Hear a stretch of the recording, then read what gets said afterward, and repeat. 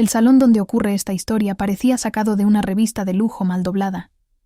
Techos altos, candelabros de cristal, mesas impecables y sonrisas ensayadas. Era el escenario perfecto para promesas vacías. Ahí estaba Camila, mi hermana mayor, la obra terminada. A su lado, Jimena, su prometida perfecta, experta en medir a los demás sin mover demasiado la sonrisa.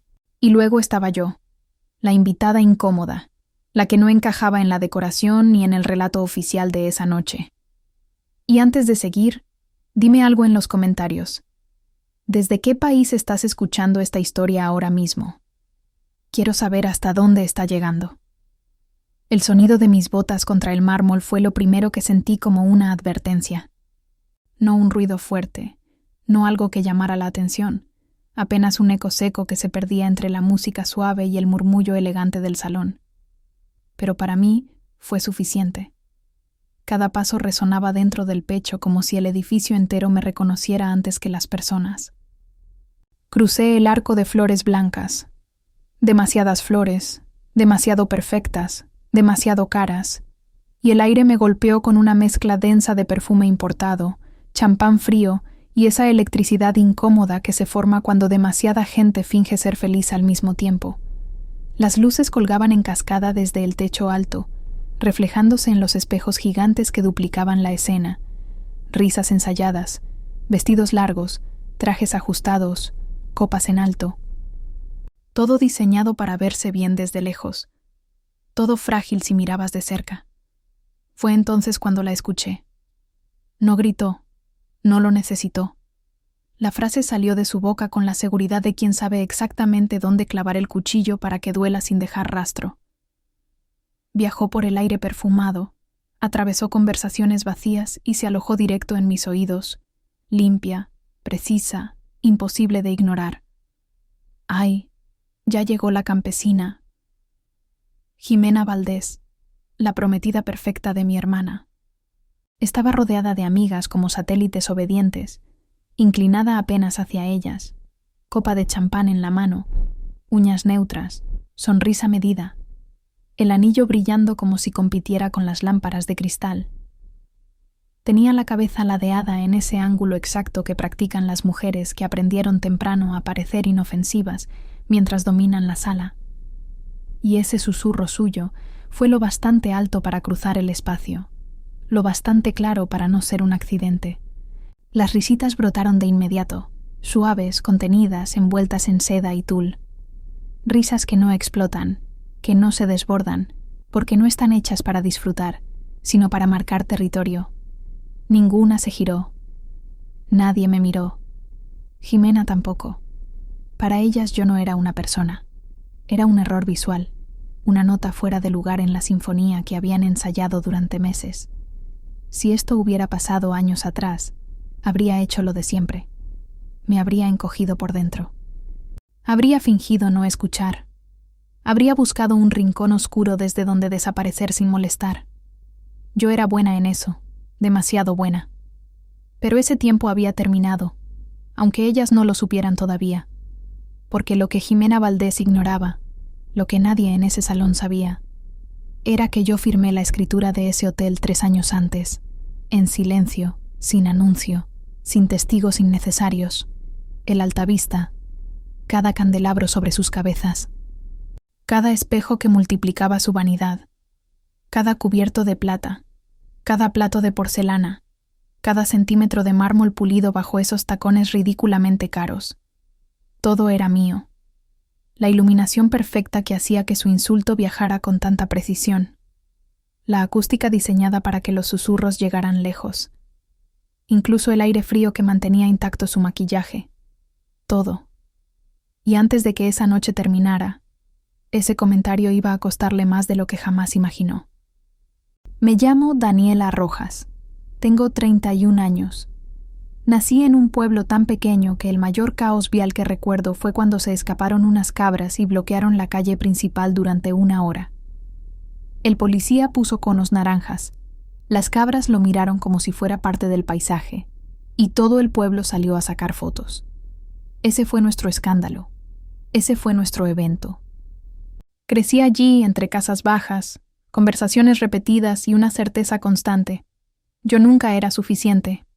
Tenía una hermana mayor, Camila, la niña dorada, la obra terminada. Camila siempre sabía qué decir, cómo pararse, cuándo sonreír. Yo aprendí temprano que mi papel era no estorbar.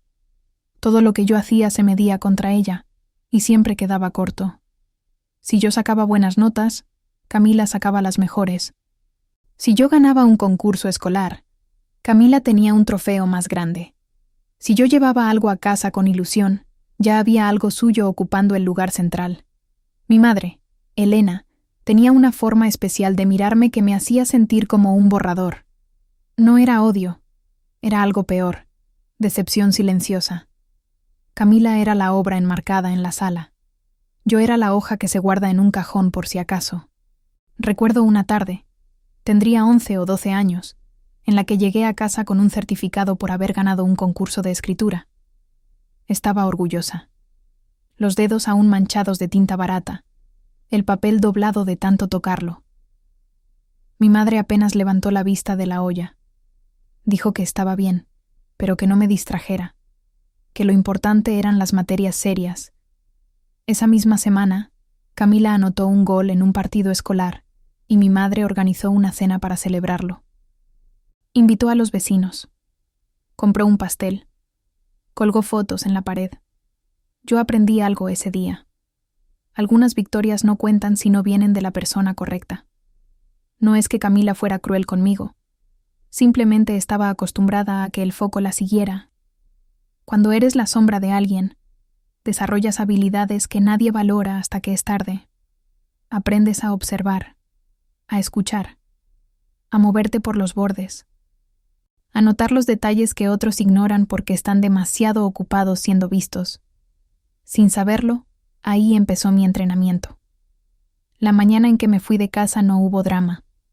Nadie lloró. Nadie me pidió que me quedara. Metí lo que pude en una maleta gastada, doblé 2 veces mi sudadera favorita y guardé mi cuaderno de notas en el bolsillo interior, como si fuera un órgano vital. Tomé un autobús hacia la ciudad con $200, una terquedad que rozaba la estupidez y la voz de mi abuela resonando en la cabeza. No naciste para pedir permiso, Dani. En el pueblo se imaginaban que yo estaba sufriendo, que vivía encerrada en un cuarto diminuto, comiendo fideos instantáneos y llorando por las noches. Y la verdad es que eso fue cierto durante un tiempo. Los primeros 2 años trabajé en lo que aparecía, limpiando mesas, repartiendo volantes, doblando ropa en una tienda donde nadie aprendía mi nombre. Dormía en un estudio con paredes tan finas que escuchaba las peleas de los vecinos como si ocurrieran dentro de mi cabeza. El llanto de un bebé, la televisión ajena, pasos en la madrugada. Lo que no sabían en las sobremesas del domingo es que ese anonimato me estaba salvando, porque nadie esperaba nada de mí. Y cuando nadie espera nada, tienes libertad para aprenderlo todo. Entré a trabajar como parte del equipo de limpieza en un hotel pequeño. El primer día crucé la puerta de servicio con un uniforme grande, un carrito pesado y un nudo en el estómago. El olor era una mezcla de detergente, café recién hecho y nervios. Me dieron una lista de habitaciones sin ninguna expectativa. Perfecto. Observé cómo hablaban en recepción, cómo resolvía problemas el gerente. Cómo un detalle mínimo podía hacer que un huésped regresara. Escuché conversaciones en los pasillos. Anoté cosas en mi cuaderno durante los descansos. Pregunté solo cuando era seguro preguntar. Subí escalón por escalón, de limpieza a recepción, de recepción a supervisión, de supervisión a administración. Cada ascenso fue silencioso. No hubo aplausos.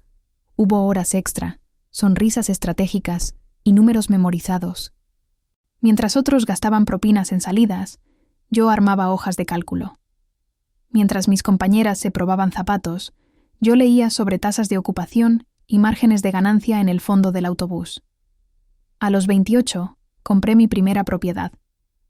Un motel viejo al borde de una carretera secundaria que todos daban por muerto. Yo vi estructura donde otros veían ruina. Lo reformé cuarto por cuarto, negociando con proveedores, aprendiendo a regatear como si me fuera la vida en ello. 2 años después ya tenía 3. A los 31 dirigía Grupo Bruma, una empresa con 6 hoteles boutique. El Altavista era mi joya, mi recordatorio diario de que la niña invisible había construido algo sólido ladrillo a ladrillo. Y hay algo que aprendes cuando construyes desde la nada. El silencio es un arma. La gente te subestima. Y a veces, eso es lo más útil que pueden hacer por ti. Por eso nunca le dije nada a mi familia. Ellos tampoco preguntaron. Para ellos yo seguía siendo Daniela, la que se fue. Esa noche, en el compromiso de mi hermana, me paré en la entrada de mi propio hotel con jeans oscuros, botas de cuero suave y el cabello oliendo apenas a campo porque había pasado por mi pueblo de camino, solo para recordarme de dónde salí. Nadie me reconoció, nadie tenía por qué hacerlo. Vi a mi madre reinando en su círculo social. Vi a Camila junto a Jimena, sonriendo como si se hubiera ganado la lotería. Vi el mundo que nunca fue para mí desplegado en bandejas de plata. Y entonces pensé que quizá había venido solo para confirmar algo que siempre supe. Pero todavía no sabía lo que estaba a punto de escuchar en un pasillo. Porque el insulto no fue lo más peligroso de esa noche. Lo verdaderamente grave fue la conversación que escuché minutos después, y que cambiaría el destino de todos. Me quedé unos segundos más en la entrada, con la copa intacta en la mano, observando el salón como si fuera la primera vez que lo veía de verdad, ya no como un espacio bonito, ni como una fiesta ajena, sino como un tablero. Todo estaba en su lugar, las mesas alineadas con una simetría casi obsesiva, los centros florales calculados al milímetro, el personal moviéndose con una coreografía que yo misma había diseñado en otro contexto, con otros nombres, en otras reuniones. Y aún así, esa noche, yo era solo una invitada más. O eso creían todos. Sentí algo parecido a la ironía rozándome la garganta, pero la tragué. No había venido a disfrutar. Había venido, aunque todavía no lo supiera del todo, a enfrentar un error que llevaba años creciendo en silencio. Caminé despacio hacia la barra, no por timidez, sino porque el ritmo lento siempre te permite escuchar más. Las conversaciones flotaban como burbujas de jabón, inversiones vagas, apellidos repetidos, risas exageradas, promesas futuras que nadie pensaba cumplir.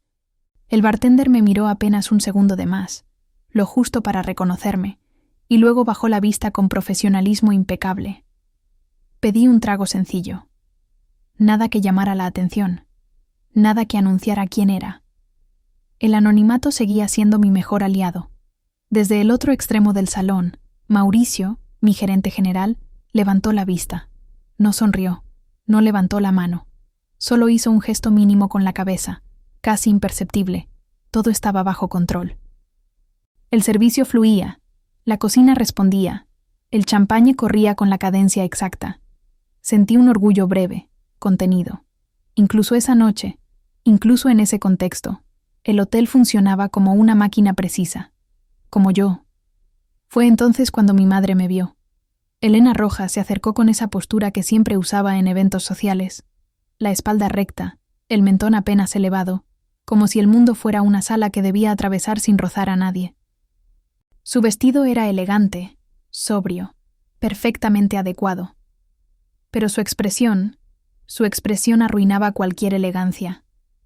Me recorrió de arriba a abajo con una mirada que conocía demasiado bien. Se detuvo en mis botas, demasiado rurales para su gusto, demasiado yo. «Qué bueno que viniste», dijo, y la palabra bueno sonó como si hubiera tenido que masticarla antes de soltarla. Asentí. No la abracé. Nunca nos abrazábamos en público. Luego preguntó, casi de inmediato, ¿por qué no me había puesto algo más apropiado?, mencionando que la familia de Jimena era muy refinada. Pronunció refinada como si fuera un concepto extranjero que yo debía aprender antes de atreverme a cruzar ciertas puertas. Le dije que venía directo del trabajo. No mentí. Solo omití detalles. No mencioné que trabajo significaba dirigir una empresa hotelera que generaba más en un mes de lo que muchos de los presentes verían en años. Suspiró. Ese suspiro largo, resignado, que siempre me dedicaba a mí, como si yo fuera una decepción crónica que había aprendido a tolerar. Me dijo que intentara dar una buena impresión, que no todos entendían nuestros orígenes, y desapareció entre la gente con la ligereza de quien cree haber cumplido su deber. 20 segundos. Eso fue todo lo que necesitó para hacerme sentir, otra vez, como a los 12 años, rompiendo reglas invisibles que nadie me explicó, pero que todos esperaban que yo supiera. Respiré hondo. Conté hasta 5. Bebí un sorbo pequeño. No iba a desperdiciar energía ahí. Miré alrededor buscando a Camila, y fue entonces cuando la vi acercarse, del brazo de Jimena, como si estuvieran cosidas por la muñeca. Mi hermana estaba radiante, o eso parecía. Tenía esa sonrisa de quien cree que por fin ha llegado al lugar correcto. Ajustó su postura al verme, como si no supiera bien qué hacer conmigo en ese contexto. Me presentó a Jimena con una frase breve, casi automática, como quien presenta un mueble antiguo que nadie sabe dónde poner. Jimena me miró con una sonrisa afilada, de esas que no alcanzan los ojos. Me habló lento, demasiado lento, como si la velocidad normal fuera un privilegio reservado para iguales. «Así que tú eres Daniela», dijo. «Camila me ha hablado mucho de ti». No supe qué parte me inquietó más, el mucho o el tono con el que lo dijo. Antes de que pudiera responder, Jimena me tomó del brazo con una familiaridad impostada y sugirió que habláramos a solas, para conocernos mejor. Camila dudó apenas un segundo, pero luego sonrió, aliviada, como si alguien le quitara un problema de encima. Me dejé llevar. El pasillo cercano a los baños era más oscuro, menos decorado, cruzado por el ir y venir de meseros con bandejas. El ruido del salón llegaba amortiguado, como si estuviéramos bajo el agua. En cuanto quedamos fuera de oído, la sonrisa de Jimena desapareció. No se desvaneció. Se apagó, como si nunca hubiera existido. «¿Sabes?», dijo, inclinándose apenas hacia mí. «Admiro mucho a las personas sacrificadas». El énfasis en la palabra fue casi tierno. Casi. Me dijo que sabía que yo enviaba dinero a mi casa todos los meses, que le parecía curioso, patético, incluso, que alguien como yo intentara comprar cariño desde lejos. Me preguntó por qué lo hacía, si mi familia ni siquiera me quería de verdad. Hablaba despacio, saboreando cada palabra, como si fuera un postre caro. Yo mantuve el rostro neutro. Esa cara que aprendí en reuniones con banqueros que te sonríen mientras calculan cómo quitarte algo. «Quizá», añadió, «siempre quisiste ser la favorita, pero hay cosas que no se fuerzan, Daniela». Se inclinó un poco más, acercando su copa a mi cara, y aseguró que Camila le contaba todo. Que yo siempre tuve celos, que no soportaba no ser el centro, que la familia solo me toleraba por lástima. Y remató con una frase que me dejó el estómago quieto. «A ti nadie te va a extrañar. Sería mejor para todos que te mantuvieras lejos». Me palmeó el brazo como quien consuela a una niña caprichosa y se fue, moviendo el vestido como si caminara por una pasarela. Me quedé apoyada en la pared fría del pasillo, procesando. Jimena creía que yo estaba quebrada. Creía que el dinero venía de Camila. No tenía idea de quién era yo. Y lo peor, no tenía idea de lo que había despertado. Volví al salón con el pulso estable, pero algo había cambiado. Ya no observaba por costumbre. Observaba por necesidad. Y entonces lo vi. Arturo Valdés, el padre de Jimena, estaba cerca de la entrada de servicio, con el teléfono pegado a la oreja. Su rostro no encajaba con la fiesta. La sonrisa había desaparecido por completo. La mandíbula tensa, el cuerpo rígido. No me vio, estaba demasiado concentrado. Lo escuché decir en voz baja, urgente, que necesitaban que esa boda sucediera, que la familia Rojas tenía dinero, que solo tenían que aguantar hasta la ceremonia. Después todo se arreglaría. Confíen en mí, ya casi. El silencio que siguió a esa llamada fue más ruidoso que la música del salón. Me quedé inmóvil, con el corazón golpeando fuerte. El insulto de Jimena pasó a segundo plano, reemplazado por algo más grande, más peligroso. ¿Dinero? ¿Qué dinero? Mis padres no eran ricos. La casa estaba hipotecada. Yo misma había pagado esa hipoteca en secreto durante años. Camila tenía un sueldo normal. No había ninguna fortuna familiar. Ningún fondo oculto. Ninguna herencia mágica. Entonces entendí. Mi silencio. Mi anonimato. Mi decisión de ayudar sin firmar. Todo eso había construido una historia falsa. Una narrativa cómoda donde Camila era la benefactora secreta. Donde la familia Rojas parecía tener una riqueza discreta, constante, inexplicable. Y los Valdés habían olido sangre, habían investigado, habían atacado. Volví al salón con una sensación nueva, incómoda, como un fuego frío subiendo por la espalda.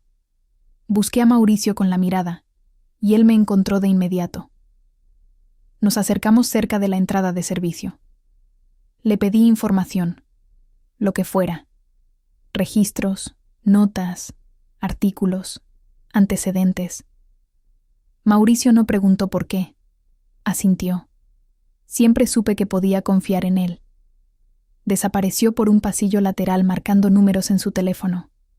Mientras tanto, observé. Ahora veía las grietas por todas partes. Arturo revisaba el teléfono una y otra vez. Rebeca, su esposa, se tocaba las joyas con nerviosismo, como si temiera que se evaporaran. Jimena reía demasiado alto, demasiado seguido. No era alegría, era urgencia. Minutos después, Mauricio regresó con una carpeta improvisada y el rostro tenso. Nos apartamos. Dentro había recortes de prensa, registros financieros, demandas civiles. No era solo una familia ambiciosa. Era algo mucho peor. El imperio Valdés era un castillo de naipes, deudas, empresas fantasma, promesas infladas, investigaciones en curso. Cerré la carpeta despacio. Sentí una oleada de emociones contradictorias. Una parte de mí quiso dejar que todo explotara, que mi madre sintiera el peso de sus decisiones, que Camila probara lo que es ser usada, pero no pude. Por más que doliera, seguían siendo mi familia. Y la familia es ese lugar absurdo donde el amor y el resentimiento conviven sin pedir permiso. Miré el reloj. La noche recién empezaba. Y yo sabía, con una claridad brutal, que ya no había vuelta atrás. Porque en ese momento entendí algo aterrador. El golpe no iba dirigido solo a mi hermana. Iba a arrastrarnos a todos, y alguien tenía que detenerlo. Hubo un momento, justo después de cerrar la carpeta, en el que todo el ruido del salón pareció volverse decorativo. La música seguía sonando, las copas seguían chocando, las risas seguían brotando en los lugares correctos, pero para mí era como si alguien hubiera bajado el volumen del mundo real y subido el de mis pensamientos. Ya no estaba en una fiesta. Estaba en el centro de una estructura a punto de colapsar, y lo más inquietante no era el fraude, ni las deudas, ni las empresas fantasma. Lo verdaderamente peligroso era que ese colapso tenía mi apellido en la fachada, aunque yo nunca hubiera pedido estar ahí. Me aparté unos pasos de Mauricio y caminé hacia uno de los rincones menos concurridos del salón. No quería levantar sospechas. No quería que nadie leyera en mi cara lo que ya sabía. La experiencia me había enseñado que la calma es un disfraz poderoso. Cuando todos esperan drama, el silencio desconcierta. Me apoyé cerca de una columna, medio oculta por una planta decorativa absurdamente grande, y observé a mi familia como si fueran personajes de una obra que ya conocía el final, pero no podía adelantar. Mi madre hablaba animadamente con Rebeca Valdés. Reían, asentían, se tocaban el antebrazo como viejas conocidas, aunque apenas se hubieran cruzado un puñado de veces. Elena tenía esa sonrisa social perfectamente calibrada, la que usaba cuando sentía que estaba en el círculo correcto. Rebeca asentía con una elegancia tensa, demasiado pendiente de su entorno, como alguien que teme perder algo si deja de vigilarlo. El collar de mi abuela brillaba en su cuello.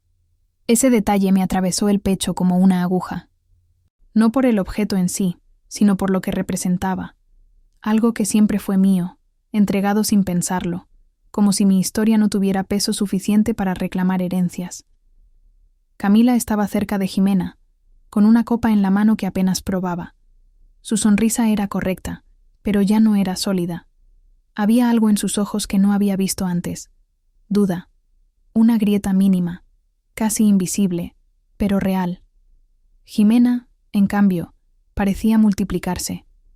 Iba de grupo en grupo, repartiendo risas, besos al aire, comentarios ensayados. Cada gesto estaba calculado. Cada mirada lanzada como un dardo al objetivo correcto. No era carisma. Era supervivencia. Y entonces ocurrió algo pequeño, tan pequeño que casi se pierde entre el ruido. Jimena se detuvo un segundo más de lo normal al ver a su padre mirar el teléfono.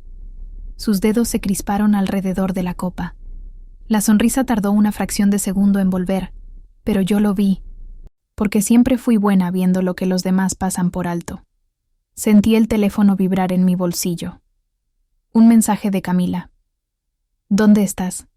Necesito hablar contigo. Leí el mensaje 2 veces. No por confusión, sino por incredulidad. Camila nunca me buscaba en eventos familiares. Nunca. Siempre era yo la que quedaba orbitando, esperando una oportunidad que no llegaba. Escribí una respuesta breve. Estoy aquí, luego hablamos. No era el momento. Aún no. Me moví hacia la zona del pasillo que llevaba a los baños y a las salas de servicio. Necesitaba aire. Necesitaba pensar sin luces encima. El pasillo estaba menos iluminado, más estrecho, con el sonido amortiguado. Pasé junto a un par de meseros que iban y venían con bandejas. Nadie me prestó atención. Perfecto. Fue ahí cuando escuché de nuevo a Arturo Valdés. Esta vez no estaba al teléfono. Estaba hablando con un hombre que no había visto antes. Alguien de traje oscuro, postura rígida, rostro tenso. No alcancé a ver su cara completa, pero su lenguaje corporal gritaba problema. Me detuve a unos pasos, fingiendo revisar el contenido de mi bolso.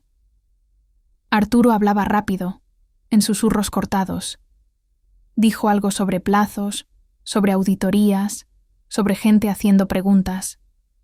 Dijo que no podían permitirse que nada saliera mal esa noche, que la boda era clave, que después de eso tendrían margen, tiempo, respiro. El otro hombre negó con la cabeza. Dijo algo sobre riesgos, sobre exposición. Arturo lo interrumpió con un gesto brusco. Confía en mí, insistió. Los Rojas tienen dinero. No van a dejar que su apellido quede manchado. Sentí un frío recorrerme la espalda. No por miedo, por claridad. Para ellos, mi familia no era gente. Era un salvavidas, una marca, una reputación que podían usar y descartar. Y mi silencio había puesto esa reputación en la mesa sin que nadie lo supiera. Volví al salón con pasos controlados. Necesitaba más información. Necesitaba confirmar hasta dónde llegaba esto antes de decidir qué hacer. Busqué a Mauricio otra vez y le pedí algo más específico. Quería saber quién era ese hombre con el que hablaba Arturo, y si había algún registro reciente de movimientos extraños relacionados con los Valdés. Mauricio asintió, serio. Ya no parecía sorprendido. Parecía concentrado. Se fue de nuevo. Mientras tanto, Camila volvió a escribirme. Algo no me cuadra. Jimena esquiva preguntas. Su papá está raro. ¿Te parece normal? Leí el mensaje con una mezcla de tristeza y rabia contenida.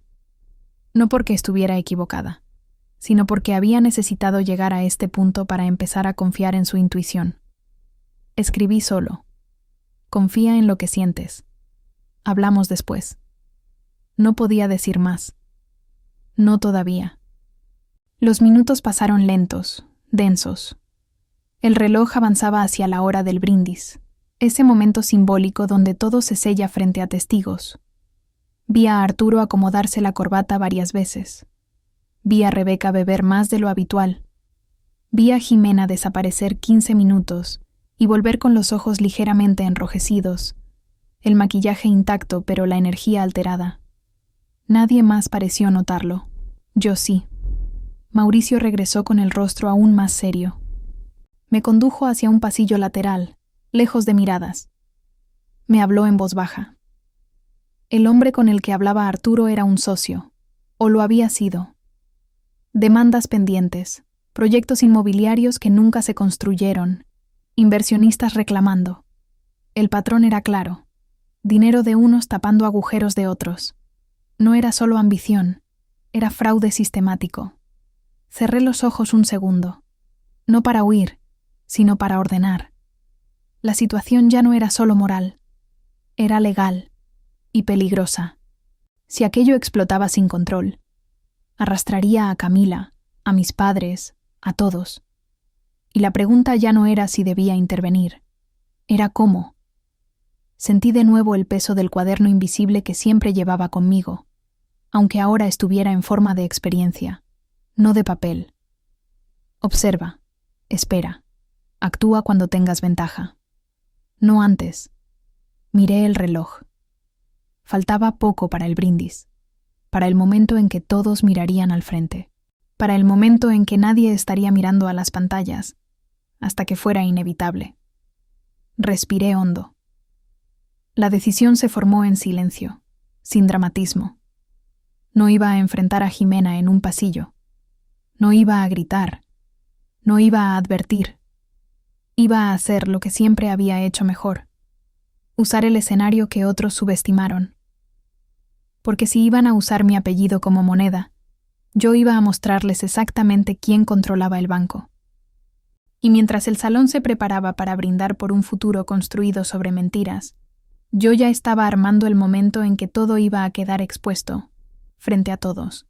Salí del pasillo con la expresión cuidadosamente neutra de quien no acaba de descubrir una bomba con cuenta regresiva. El truco no era fingir tranquilidad. Era recordarle a mi cuerpo que el pánico siempre llega tarde cuando ya tomaste una decisión. El salón seguía brillando con la misma intensidad artificial, como si la verdad no tuviera permiso para entrar sin invitación. El cuarteto afinaba instrumentos. Las copas se rellenaban. Los invitados comenzaban a acomodarse cerca del pequeño escenario improvisado donde Arturo Valdés daría el brindis. Todo avanzaba según el guión que ellos creían controlar. Yo también tenía uno. Y, a diferencia del suyo, el mío estaba respaldado por hechos. Me deslicé hacia la zona de servicio con pasos que no llamaban la atención. Conocía ese recorrido mejor que cualquiera de los presentes. Sabía qué puertas no chirriaban, qué cámaras apuntaban a dónde, qué pasillos evitaban miradas curiosas. Encontré a Mauricio cerca de la cabina de control audiovisual, revisando listas con la concentración de quien sabe que algo grande está a punto de ocurrir. Me miró y no preguntó. Nunca lo hacía cuando la noche exigía silencio. «Necesito que prepares el sistema», le dije en voz baja, durante el brindis. Mauricio alzó apenas una ceja. No de sorpresa, de confirmación. «¿Qué tipo de presentación?», preguntó. Saqué del bolso una memoria USB, negra, sin marcas. La había llevado más veces de las que podía contar a reuniones donde las decisiones se tomaban sin aplausos. Dentro estaban copias escaneadas de todo lo que importaba: documentos judiciales, registros financieros, artículos olvidados, fotografías de identidades pasadas, todo organizado, todo claro. Se la entregué sin ceremonia. «Cuando Arturo levante la copa», dije, «quiero que las pantallas cuenten la verdad». Mauricio sostuvo la USB un segundo más de lo necesario. Luego asintió. «¿Seguridad?», preguntó. «Discreta. Puertas controladas. Nadie sale corriendo». No era una orden. Era una coreografía. Y él la entendió de inmediato. Se giró hacia la cabina como si estuviera cumpliendo un pedido de rutina. Eso me tranquilizó más que cualquier promesa. Regresé al salón por el borde, mezclándome con los invitados. Sentí el teléfono vibrar otra vez. «Camila, necesito hablar contigo ya». La leí sin responder. No por crueldad, por protección. Si le decía algo antes del momento correcto, podría advertir a Jimena, podría detonar una huida. Y no podía permitirlo. Le escribí solo una frase. Después del brindis. Nada más. Nada que pudiera interpretarse como alerta. Me detuve cerca del fondo del salón, junto a una columna medio escondida por una planta decorativa que nadie parecía notar. Desde ahí lo veía todo. Arturo ensayaba sonrisas frente a un reflejo oscuro. Rebeca murmuraba algo al oído de Jimena. Jimena asentía con rapidez, como quien recibe instrucciones de último minuto antes de salir a escena. Camila observaba, inquieta, intentando encajar piezas que hasta hace horas no sabía que existían. El reloj marcaba las 8:56. Sentí una calma extraña. No alivio, no satisfacción, una claridad limpia, todo lo que había aprendido, en habitaciones ajenas, en pasillos de servicio, en reuniones donde nadie pronunciaba mi nombre, convergía en ese punto exacto. El silencio ya había hecho su trabajo. Ahora le tocaba a la verdad. A las 8:59, Arturo subió al pequeño escenario con el micrófono en la mano. El DJ bajó la música hasta dejar solo un murmullo elegante. Las conversaciones se apagaron, las copas se alzaron, el salón contuvo la respiración. Detrás de él, las pantallas mostraban un carrusel de fotos. Jimena y Camila sonriendo en restaurantes, caminando por la playa, posando en viajes que parecían espontáneos y estaban perfectamente encuadrados. Amor editado. Felicidad con filtro. Arturo carraspeó. Comenzó su discurso con palabras ensayadas. Agradecimientos, familia, destino, orgullo. Dijo que cuando su hija llevó a Camila a casa supo que algo especial estaban haciendo. Habló de valores, de legado, de estabilidad. Cada frase era una mentira cuidadosamente planchada. Yo miré a Mauricio desde lejos. Él asintió apenas. Saqué el teléfono. Escribí una sola palabra. Ahora. Mi dedo tembló solo 1 milímetro al tocar la pantalla. Las pantallas parpadearon. Durante un segundo, muchos pensaron que era una falla técnica. El carrusel se congeló. Las sonrisas quedaron suspendidas en un gesto antinatural. Y luego desaparecieron. En su lugar, apareció un documento oficial, ampliado, con sellos, fechas y lenguaje legal imposible de confundir. El nombre que encabezaba el expediente no era Jimena Valdés, era Paula Ríos. El murmullo recorrió el salón como una ola lenta, creciendo de mesa en mesa.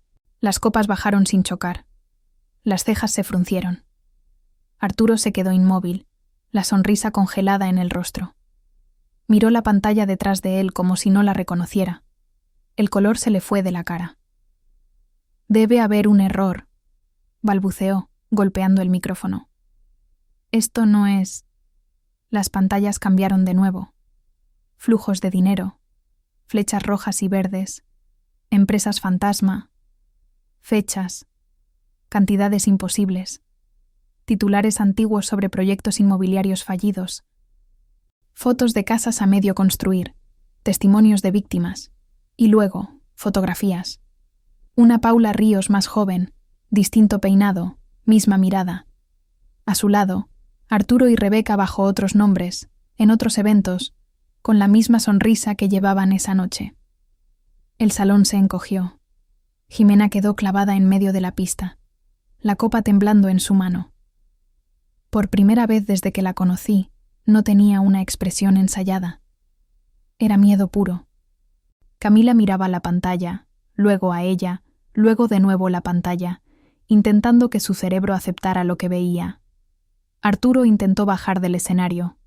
2 guardias se plantaron frente a él con cortesía firme. Rebeca comenzó a llorar, el rímel corriéndole por la cara perfecta. Entonces di un paso al frente. Crucé el espacio que se abrió a mi alrededor como si el aire mismo me reconociera. Mis botas resonaron sobre el mármol con un sonido claro, decidido. Todas las miradas se volvieron hacia mí. La campesina, la invisible, el error. La voz de Mauricio sonó por los altavoces. Tranquila, profesional.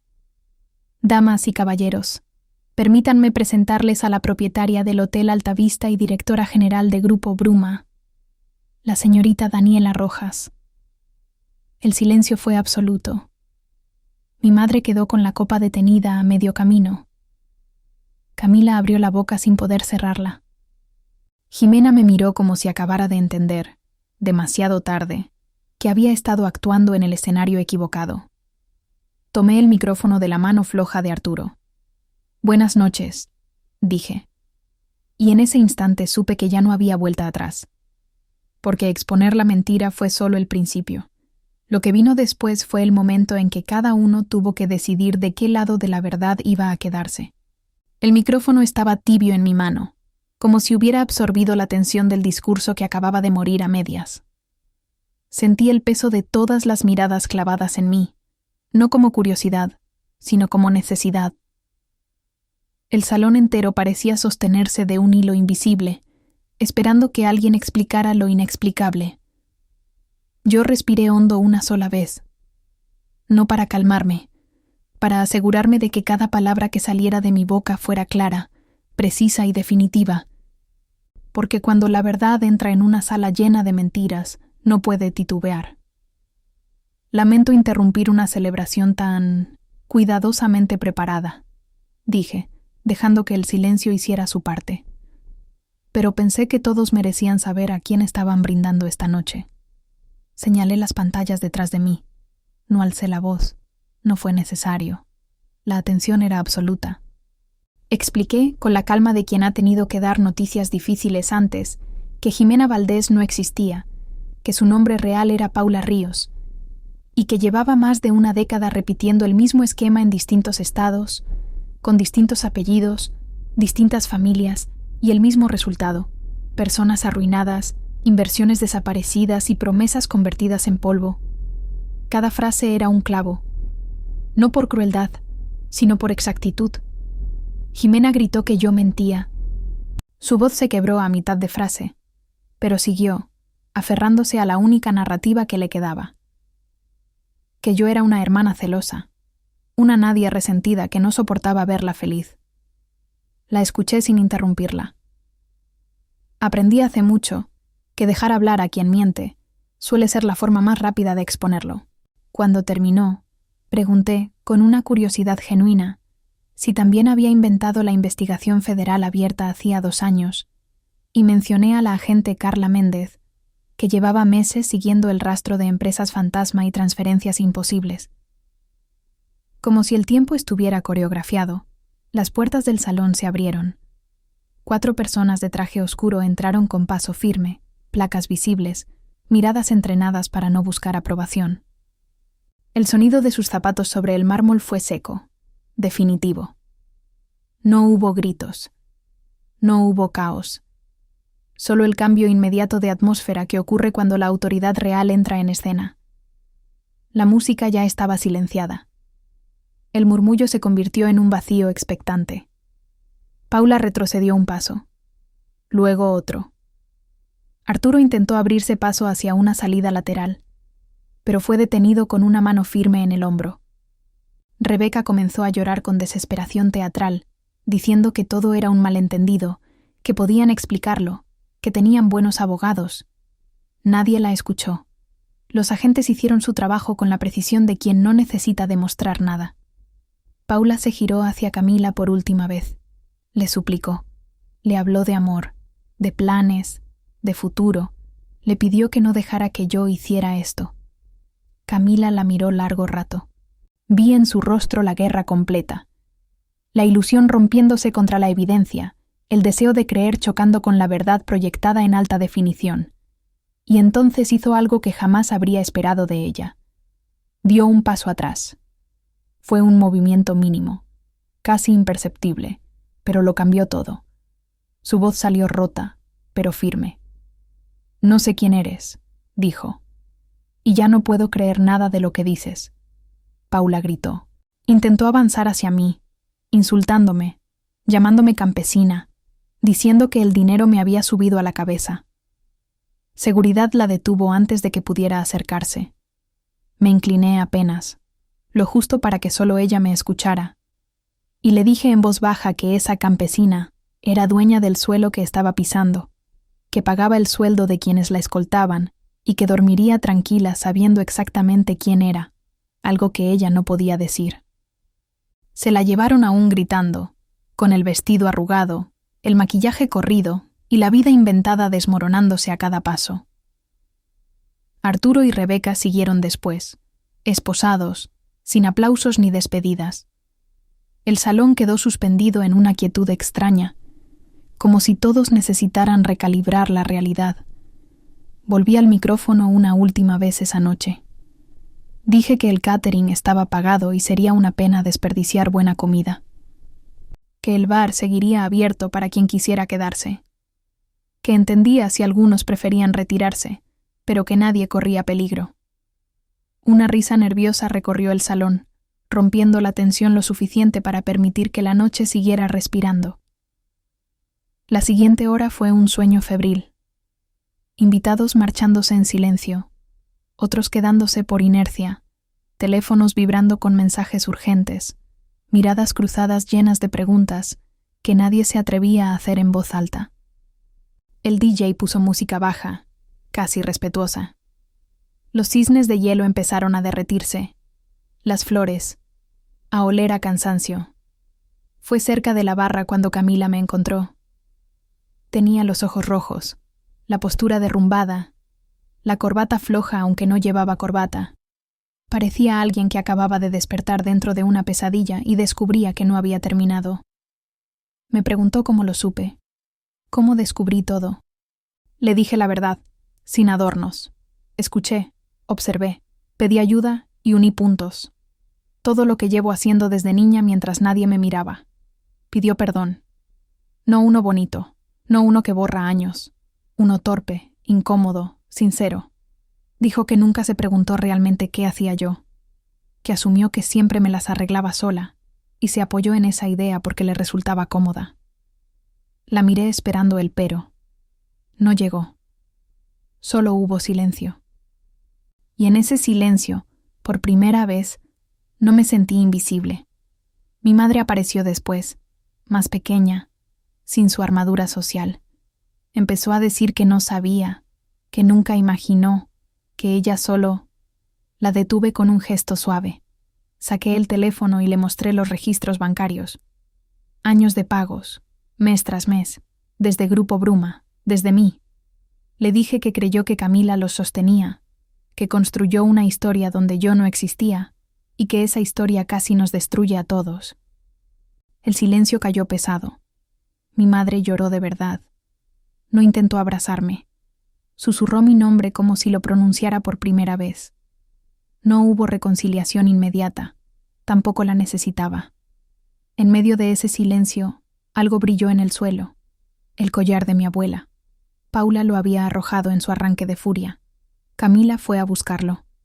Lo levantó con cuidado y lo puso en mi mano. Siempre debió ser tuyo, dijo. El peso del metal se sintió correcto, familiar, como si algo que faltaba desde hacía años hubiera vuelto a su lugar. Guardé el collar cerca del corazón y respiré con una profundidad que no recordaba haber sentido antes.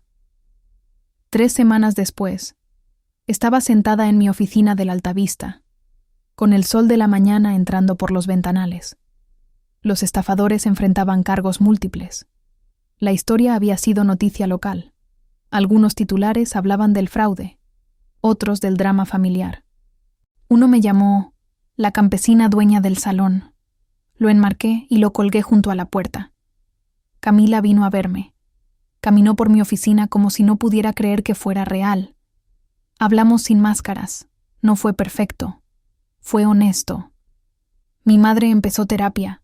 Me llamó con una voz distinta, más pequeña, más consciente. Le dije que podíamos ir despacio.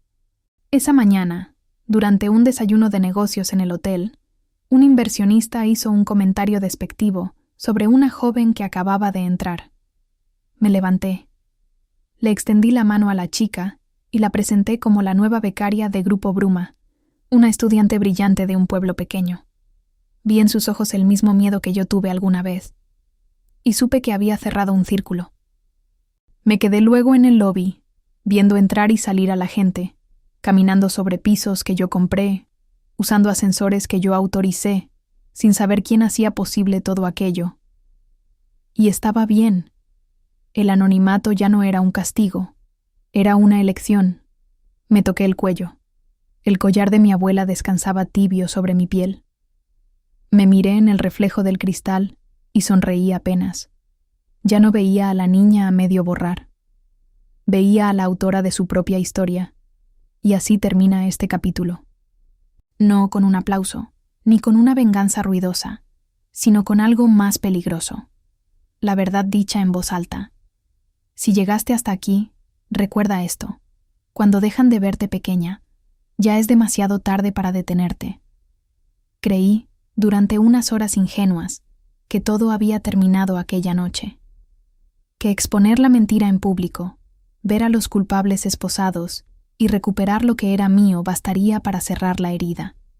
Pero la verdad rara vez funciona así. La verdad no entra, sacude y se va. La verdad se queda, se sienta contigo al día siguiente. Te acompaña cuando el ruido baja y te obliga a mirar lo que queda cuando el espectáculo terminó. Y lo que quedó, en mi caso, fue una familia rota que ya no podía fingir normalidad. Los días posteriores al compromiso fueron un torbellino contenido. No hubo cámaras siguiéndome, ni entrevistas que aceptara. Me negué a hacer declaraciones. Aún así, la historia encontró su camino. Siempre lo hace. El fraude descubierto en una fiesta de compromiso sonaba demasiado perfecto para no ser contado. Los titulares se multiplicaron. Algunos se enfocaron en los Valdés, otros en Paula Ríos y sus identidades falsas, pero muchos, demasiados, se centraron en mí, en la hermana invisible, en la campesina que resultó ser la dueña del salón. No pude evitar una sonrisa irónica cuando leí esa palabra repetida en columnas de opinión. Campesina. Como si venir de un lugar pequeño fuera una mancha y no una forja. En el hotel, la rutina siguió, y eso fue lo más revelador de todo. Las camas se hicieron, los desayunos se sirvieron, las llaves se entregaron con sonrisas profesionales.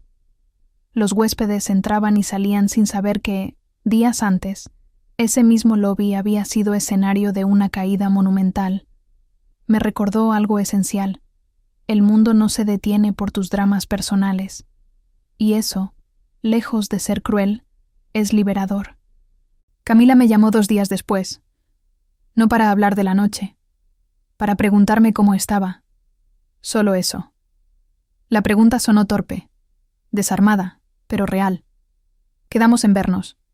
No en casa de nuestros padres, no en un restaurante elegante, en una cafetería pequeña, neutral, donde nadie esperara encontrarnos juntas. Cuando llegó, no llevaba la sonrisa ensayada de siempre. Parecía cansada, vulnerable. Por primera vez en años, no sentí que competíamos por el mismo espacio. No sé cómo empezar, dijo, removiendo el café que ya estaba frío. No empieces, respondí. Hablemos. Y hablamos. No como hermanas ejemplares, como 2 personas que habían sobrevivido a versiones distintas de la misma familia. Me contó del peso de ser siempre la correcta, de la presión constante por no fallar, de cómo había aprendido a sostener expectativas que no eligió. Yo le hablé de la soledad, de crecer sintiendo que tenía que desaparecer para no incomodar. No fue una reconciliación de película. Fue algo mejor. Una tregua honesta. Mis padres tardaron más, mucho más. Mi madre evitó llamarme durante días. Cuando finalmente lo hizo, su voz no tenía el tono habitual de control. Sonaba perdida. Me dijo que había empezado a recordar cosas de su infancia. Favoritismos, comparaciones, patrones que repitió sin cuestionar. No pidió perdón perfecto. Pidió tiempo. Se lo di. No porque lo mereciera automáticamente, sino porque yo ya no estaba dispuesta a seguir cargando con su negación. Mientras tanto, el proceso legal avanzaba. Recibí llamadas de abogados, de investigadores, de personas que querían confirmar detalles. Cada llamada era un recordatorio de que había hecho lo correcto, incluso cuando dolía. Paula Ríos, o como se llamara esa semana, enfrentaba cargos serios. Su red empezaba a desmoronarse, y con ella, la idea de que podía seguir viviendo de identidades prestadas. Una tarde, Mauricio entró a mi oficina con una carpeta nueva. No era legal, era administrativa, propuestas, proyectos, expansión. La vida seguía pidiendo decisiones, y yo estaba lista para tomarlas sin el ruido de fondo que me había acompañado durante años. Firmé documentos, aprobé presupuestos, planeé futuros que ya no tenían que demostrar nada a nadie. Fue en uno de esos desayunos de trabajo cuando ocurrió algo que cerró otro círculo. Una joven entró al restaurante del hotel, visiblemente nerviosa. Ropa sencilla, zapatos gastados pero limpios, mirada de quien siente que no pertenece. Un comentario despectivo voló desde una mesa cercana, disfrazado de broma. Algo se encendió en mí. Me levanté. Me acerqué a ella. Le sonreí con calidez real. La presenté como la nueva becaria de Grupo Bruma. Vi cómo el aire cambiaba, cómo las miradas se reajustaban, y vi, en los ojos de esa chica, el reflejo exacto de quien yo fui. Después, cuando el restaurante volvió a su murmullo habitual, me quedé observando el movimiento. Ejecutivos, turistas, familias, todos caminando sobre pisos que yo había comprado, durmiendo en camas que yo había financiado, sin saber quién hacía posible esa comodidad. Y por primera vez no sentí la necesidad de ser vista, porque ya no era invisible para mí. Pero aún quedaba una conversación pendiente, una que no podía evitarse, y que iba a redefinir para siempre lo que significaba pertenecer a una familia. Hay conversaciones que no se buscan, te encuentran. No importa cuántos días pasen ni cuántas excusas inventes para postergarlas. Tarde o temprano, se sientan frente a ti como una deuda que no acepta intereses. Yo sabía que esa conversación tenía nombre, rostro y una dirección muy concreta. Mis padres. La casa donde crecí. El lugar donde aprendí, mucho antes de entenderlo, que el amor también podía doler en silencio. Volví al pueblo un jueves por la mañana, sin avisar. No porque quisiera sorprenderlos, sino porque necesitaba llegar sin expectativas ajenas flotando en el aire. La carretera seguía siendo la misma, tramos largos, estaciones de servicio solitarias, carteles viejos anunciando negocios que ya no existían. Cuando vi el cartel con el nombre del pueblo, sentí ese tirón familiar en el pecho, una mezcla de pertenencia y rechazo que nunca se había ido del todo. Aparqué frente a la casa de mis padres. La pintura estaba recién renovada. El jardín cuidado, todo en orden, demasiado en orden para una vida que había estado sostenida, durante años, por un secreto. Mi madre abrió la puerta antes de que tocara, como si me hubiera sentido llegar. Se quedó inmóvil unos segundos, mirándome como si no supiera bien qué versión de mí estaba frente a ella. No la hija que se fue. No la mujer de los titulares. Algo nuevo. Algo que no podía colocar en sus categorías habituales. Me hizo pasar en silencio. La casa olía igual. Café, limpiador, recuerdos viejos. Nos sentamos en la mesa del comedor. Esa misma mesa donde tantas veces me sentí fuera de lugar. Mi padre se quedó de pie unos segundos, incómodo, y luego se sentó también. Nadie habló al principio. No había frases ensayadas para ese momento. Fui yo quien rompió el silencio. Vine a cerrar algo, dije, no a pelear. Mi madre asintió. Tenía los ojos cansados, no defensivos, cansados. Me dijo que había estado yendo a terapia, que la noche del compromiso la había obligado a mirarse sin filtros por primera vez en mucho tiempo, que había empezado a entender cosas que antes no quería ver. No usó la palabra perdón de inmediato, y se lo agradecí internamente. Hay palabras que, dichas demasiado pronto, se vacían. Le mostré, otra vez, los registros. No porque no los hubiera visto ya, sino porque necesitaba que los mirara con atención. Pagos, fechas, años. Le expliqué sin levantar la voz que sostuve esa casa, sus cuentas, su estabilidad, mientras ella sostenía una historia donde yo no existía. Mi padre bajó la mirada. Mi madre lloró en silencio. No hubo justificaciones, solo vergüenza, y por primera vez, responsabilidad. No supe verte, dijo finalmente, y eso es mío. No respondí de inmediato, porque aceptar esas palabras implicaba algo que yo todavía estaba aprendiendo. Dejar de pelear contra un pasado que no iba a cambiar. Le dije que no buscaba castigo, ni restituciones simbólicas. Buscaba límites, respeto, y una verdad clara. No iba a volver a ocupar el lugar de la hija que sobra. Hablamos durante horas, de favoritismos, de miedos, de cómo repetir patrones es más fácil que romperlos. No fue una escena sanadora de película. Hubo silencios incómodos, momentos en que nadie sabía qué decir. Pero cuando me fui, algo era distinto, no mejor, más honesto. Esa misma tarde, fui al cementerio, a la tumba de mi abuela. Llevaba el collar conmigo. Me senté en el banco de piedra y le hablé en voz baja, como hacía cuando era niña. Le conté todo, lo que construí, lo que perdí, lo que recuperé. Y por primera vez, no sentí que le debía demostrar nada. Solo agradecerle haber visto en mí algo que nadie más quiso ver a tiempo. De regreso a la ciudad, entendí algo esencial. Cerrar ciclos no significa borrar el pasado. Significa dejar de vivir atrapada en él. Y cuando creí que todo estaba, por fin, en su lugar, la vida volvió a ponerme a prueba. Esta vez con una decisión que no tenía que ver con justicia, sino con quién quería ser a partir de ahora. Hay un momento silencioso, casi imperceptible, que llega después de la tormenta. No es alivio, no es felicidad, es un espacio en blanco, un terreno limpio donde ya no puedes culpar a nadie por lo que viene después. Yo estaba ahí, con todo aclarado, con verdades dichas, con heridas abiertas pero visibles. Y entonces entendí algo incómodo.